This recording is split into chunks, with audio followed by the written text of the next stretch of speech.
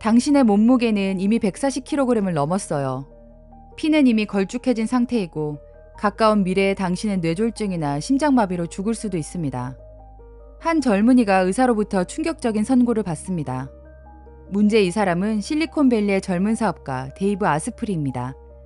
그는 충격에 휩싸여 효과가 있다고 하는 모든 다이어트를 직접 해보았지만 체중이 줄었다가도 요요 현상으로 오히려 이전보다 체중이 늘었고 하루에 400m를 채 걷지 못할 정도로 건강이 악화되었습니다. 해커였던 그는 일을 하던 중 문득 자신의 몸도 컴퓨터 시스템과 같이 복잡한 방식으로 작용하지 않을까라는 생각을 하게 되었습니다. 해커들은 시스템을 꼼꼼히 조사하고 시스템을 점령하기 위한 허점을 찾기 위해 노력합니다.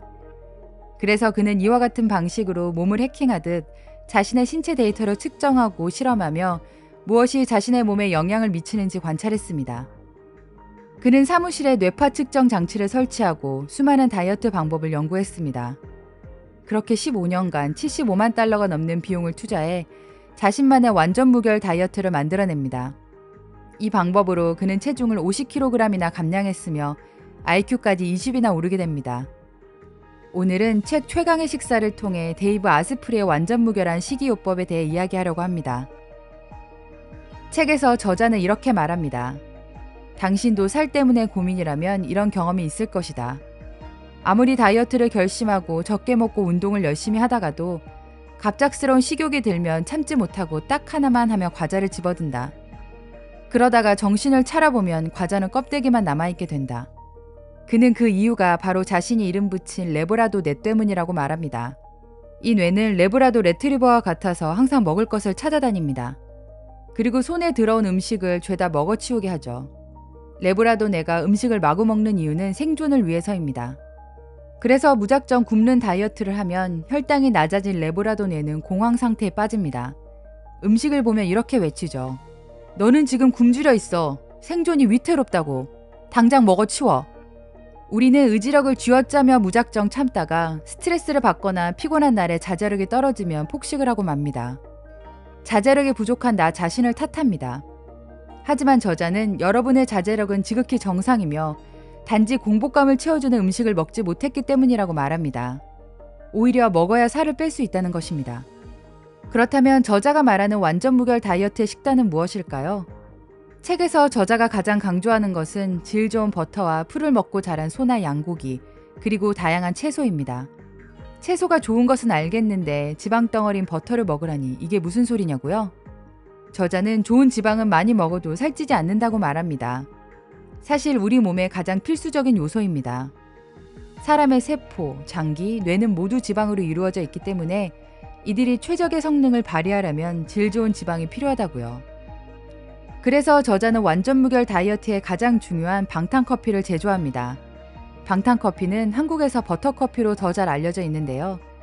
저자가 티베트 여행 중 현지인이 에너지를 얻기 위해 야크 버터차를 마시는 모습에서 착안한 것으로 커피에 우유나 크림 대신 버터를 넣는 것입니다. 레시피는 의외로 간단합니다. 뜨거운 커피에 질 좋은 버터나 코코넛 오일 등을 믹서에 넣고 라떼 같은 거품이 생길 때까지 돌리면 끝입니다. 여기에서 커피를 믹서에 잘 돌리는 것이 중요한데요. 버터가 뜨거운 커피에 잘 섞이면 미셀이라고 하는 상태로 분해되어 버터의 지방이 에너지로 변환되고 체내의 지방을 태우도록 도와주기 때문입니다.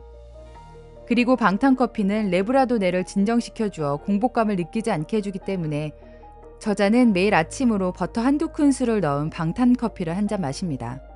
방탄커피가 그의 완전 무결 다이어트 식단의 가장 중요한 포인트죠. 실제로 방탄커피는 할리우드 스타부터 유명 선수들까지 다이어트에 애용하는 방법입니다. 반대로 저자가 경계하는 것 중 하나는 바로 밀입니다. 밀가루로 만든 과자, 빵 등의 음식은 가능한 먹지 말라고 하는데요. 밀로 만든 제품을 먹으면 독소를 함께 섭취하게 되는데 이것이 레브라도 뇌를 각성시켜 과자 하나만이 한 봉지가 되어버리기 때문입니다. 그래서 저자는 고기도 꼭 풀을 먹고 자란 소나 양고기를 먹어야 한다고 말합니다. 요즘 길러지는 가축은 대부분 곡식 사료를 먹고 자란 경우가 많은데 이 독소가 쌓여있다가 사람에게 흡수되기 때문이죠. 저자는 책에서 여러 가지 식단을 통해 덜 운동하고 덜 자면서도 더 건강하게 살을 빼는 방법을 제시합니다. 그리고 우리가 다이어트에 대해 당연하다고 생각했던 상식을 과학적으로 뒤집어 놓습니다. 저자는 말합니다. 처음부터 완벽한 다이어트를 하기보다 당신의 상황에 맞는 식단부터 차근차근 시도해라.